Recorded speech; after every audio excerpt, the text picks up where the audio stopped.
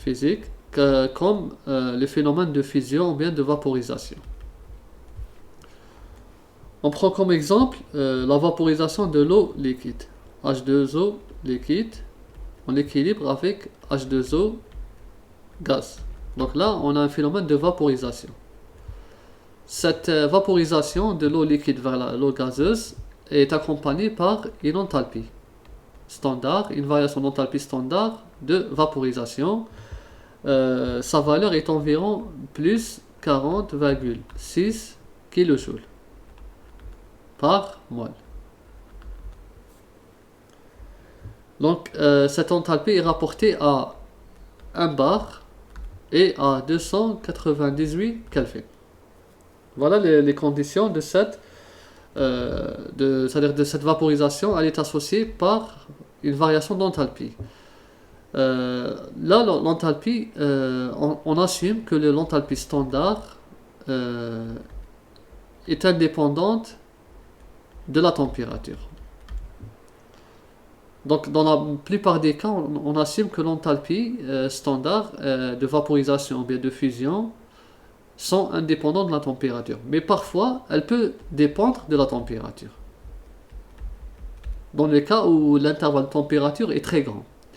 Là, c'est notre cas, on peut voir ça plus tard, on va pas détailler. Dans ce cas, l'enthalpie standard va être exprimée sous une équation qui est fonction de la température. Mais on va pas traiter là. Pour le moment, on va considérer juste que l'enthalpie standard est indépendante de la température. On donne un autre exemple, le benzène, le C6H6C6, solide. Il subit une fusion, une transformation physique de fusion en benzène liquide. L'enthalpie standard qui accompagne cette fusion est égale à plus 10,6 kJ par mol.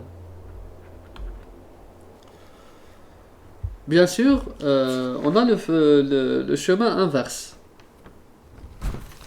Le chemin inverse, c'est quoi? C'est que c'est par exemple l'eau gazeuse H2O, elle peut être transformée en H2O liquide. Là, c'est le phénomène de condensation. Cette condensation est accompagnée par une variation d'enthalpie standard de condensation. Et elle est égale à quoi? Elle est égale tout simplement à l'enthalpie standard de vaporisation, mais en signe négatif. Dans ce cas, elle est égale à moins 40,6 kJ mol moins 1. Donc voilà la caractéristique. La même chose pour la fusion. Si on parle de fusion, le chemin inverse, c'est-à-dire la congélation de l'eau liquide vers l'eau glace, elle va être accompagnée par une variation d'enthalpie standard de solidification qui est de même, c'est-à-dire de même en valeur absolue. Elle est équivalente à l'enthalpie standard de fusion, mais en signe négatif. Donc là, on peut dire aussi que delta H on va dire de solidification est égal à moins delta H de fusion est égal à moins 6 kJ mol moins 1. Donc voilà l'enthalpie standard.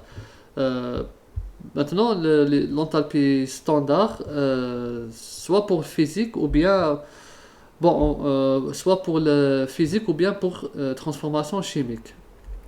On sait que l'enthalpie standard c'est une fonction d'état et que c'est une valeur extensive. C'est une grandeur extensive. On commence par fonction d'état. Pourquoi c'est une fonction d'état? On va donner un exemple. On a le H2O solide qui peut subir une sublimation, qui peut se transformer en H2O gaz. Là, c'est le phénomène de sublimation. Cette sublimation est accompagnée par une enthalpie de sublimation. Bon, on va pas s'intéresser au numéro, aux chiffres, à la quantité de cette enthalpie. Donc là, c'est une sublimation, on va dire, chemin direct. On peut déterminer, c'est-à-dire si on ne peut pas calculer l'enthalpie de sublimation, s'il est difficile d'y accéder, on peut déterminer cette valeur par chemin indirect. Comment? On connaît H2O solide qui se transforme en H2O liquide par phénomène de fusion. Donc, cette fusion est accompagnée par une enthalpie de fusion, une enthalpie standard sous 1 bar. Ensuite, on sait que H2O, on connaît la valeur de H2O liquide qui se transforme en H2O gaz. C'est le phénomène de vaporisation. On connaît cette quantité aussi. Elle est déterminée. Qu'est-ce qu'on fait? On fait juste la somme des deux. Donc H2O liquide avec H2O liquide s'élimine. Donc on aura H2O solide qui devient H2O gaz. Et là, c'est le phénomène de sublimation.